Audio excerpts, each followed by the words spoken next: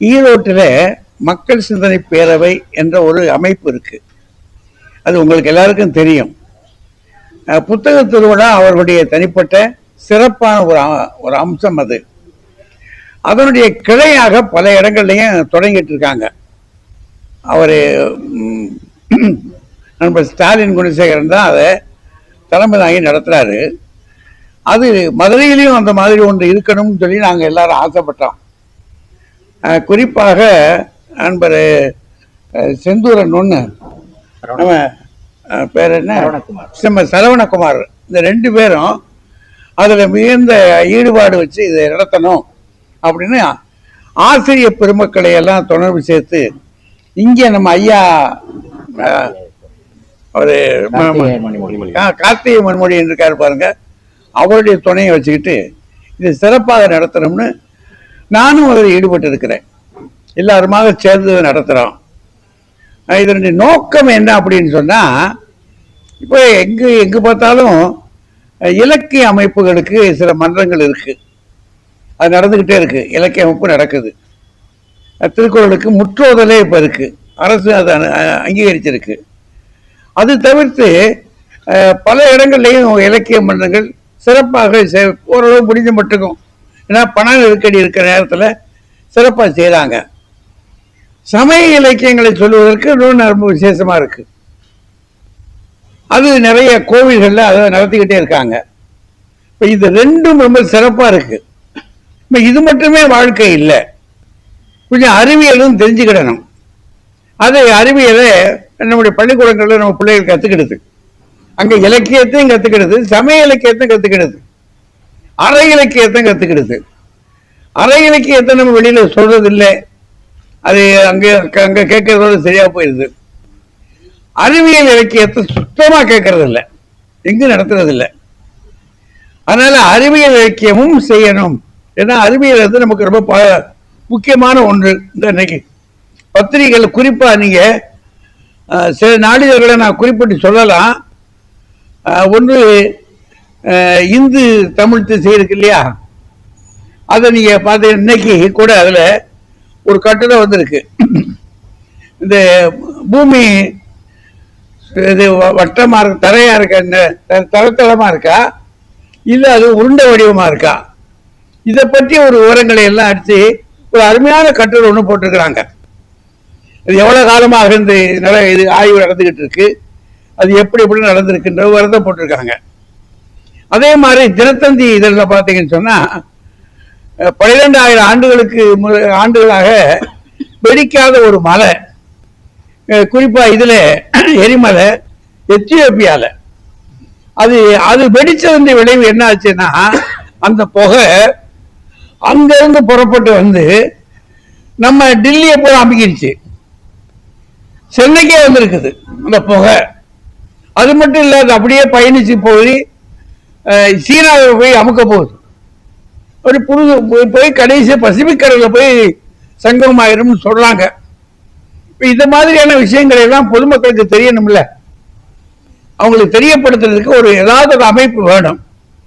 அந்த அமைப்பு மாதிரி செயல்படுவதற்கு தான் நாங்க இந்த அமைப்பு அமைச்சிருக்கிறோம். இந்த மக்கள் சிந்தனை பேரவை என்ற அமைப்பு, இதனுடைய இருப்பிடத்தில் இந்த 2 பேர் தான் ரொம்ப முக்கியமா இயங்கி செய்யறவங்க. இந்த 2 நண்பர்கள் தான், அவர்களை வச்சுதான் இது இயங்கிக்கிட்டு இருக்கு. கொஞ்சம் பேராசிரியர் பெருமக்கள், ஆசிரியர்கள் அவங்கெல்லாம் ரொம்ப துணையா இருக்கா, மாணாக்கர்கள் ரொம்ப துணையா இருக்காங்க. இவங்களெல்லாம் கூட்டாக வச்சுக்கிட்டு செயல்படுது. இதனுடைய முதல் கூட்டம் இதே வளாகத்தில் வச்சிருந்தோம், தொடக்க விழா. ரொம்ப சிறப்பா இவர் ஸ்டாலின் குணசேகரன் வந்து மிகச் சிறப்பாக செஞ்சாரு. அந்த ஒரு கூட்டம் நல்லா நடந்துச்சு. அதுக்கு இங்கே எல்லா உதவிகளையும் நம்ம கார்த்திகை மண்மொழியன் ரொம்ப சிறப்பாக செஞ்சார் அவர். அதனால அவரை நாங்கள் மறந்துட முடியாது.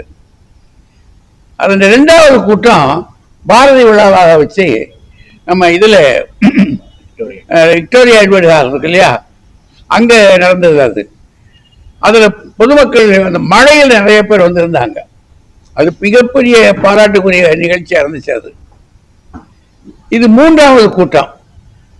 இந்த கூட்டத்தை எப்படியாவது அங்கே அந்த வழியிலேயே அந்த விக்டோரியா எட்வர்ட் திறந்த வெளி இருக்கு பாருங்க, அந்த திறந்த வெளியிலேயே அதை நடத்துறது அப்படின்னு ஒரு முடிவு பண்ணி சிறப்பாக செய்யணும் செஞ்சுட்டு இருக்கோம்.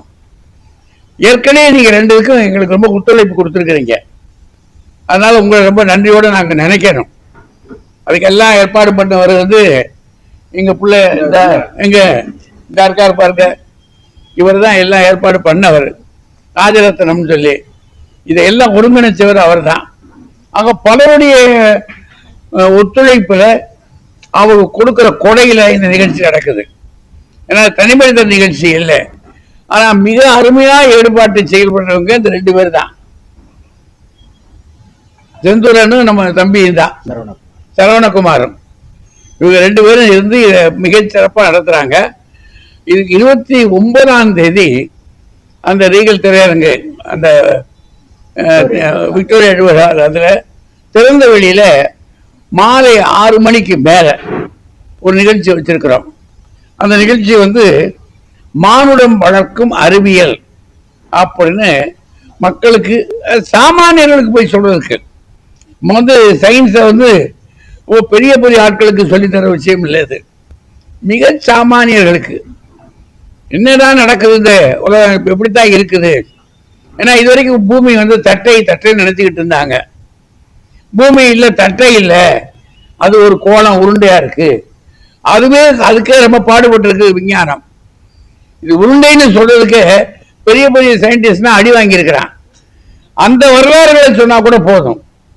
அப்படி எளிமையா ஜனங்களுக்கு, சாதாரண மக்களுக்கு போய் சேரணும், அவனுக்கு ஒரு பண்பாட்டு தளத்தை உருவாக்கணும் அப்படின்றதுக்காகத்தான் இந்த காரியத்தை பண்ணியிருக்கு. இதுல அவரு நம்ம பல்கலைக்கழகத்தில் இருக்கக்கூடிய முனைவர், இந்த கண்ட்ரோலர் ஆஃப் எக்ஸாமினேஷன் சொல்றாங்க பார்த்தீங்களா, தேர்வு கட்டுப்பாட்டு அதிகாரி, அவரு முனைவர் முத்தையா அவர் வந்து இதுக்கு முன்னிலை வைக்கிறார். அவர் பேசுறார், அவரும் பேசுறார். அவர் அதோட கூட நம்ம ஸ்டாலின் குணசேகரன் வர்றார் அன்னைக்கு. அவர் வந்து உஸ்மா ஒரு கருத்துரை மட்டும் வழங்குறார். என்ன எப்படி நடக்குது, என்ன வரை இந்த தலைப்பு நோக்கங்கள் என்ன என்பதை தெளிவுபடுத்துறதுக்காக. அதுக்கு பிற்பாடு அறிவியல் உரை என்று சொல்லி மக்களுக்கு கொடுக்கறதுக்கு விஷயத்துக்கு முனைவர் டில்லி பாபு, இவர் ராணுவ விஞ்ஞானியா இந்திய பாதுகாப்பு துறையில பெங்களூர்ல இருக்காங்க.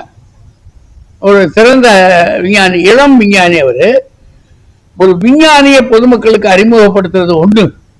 2வது விஞ்ஞானம் என்றால் என்ன, அதுக்கு சாதாரண மக்களுக்கு அது போய் சேருவதற்கு 2. அதோட கூட விஞ்ஞானத்தினால் நம்ம விளங்கிக்கிற விஷயங்கள் என்ன என்பதை எளிமையா சொல்லணும் என்பதற்காக இந்த ஏற்பாடு பண்ணியிருக்கிறாங்க. அதனால நீங்க எல்லாரும் அந்த நிகழ்ச்சிக்கு வரணும், ஒத்துழைப்பு தரணும், பொதுமக்கள் பெருவாரியாக வர வேண்டும், வந்து கேட்க வேண்டும் என்று ஆசைப்படுகிறோம்.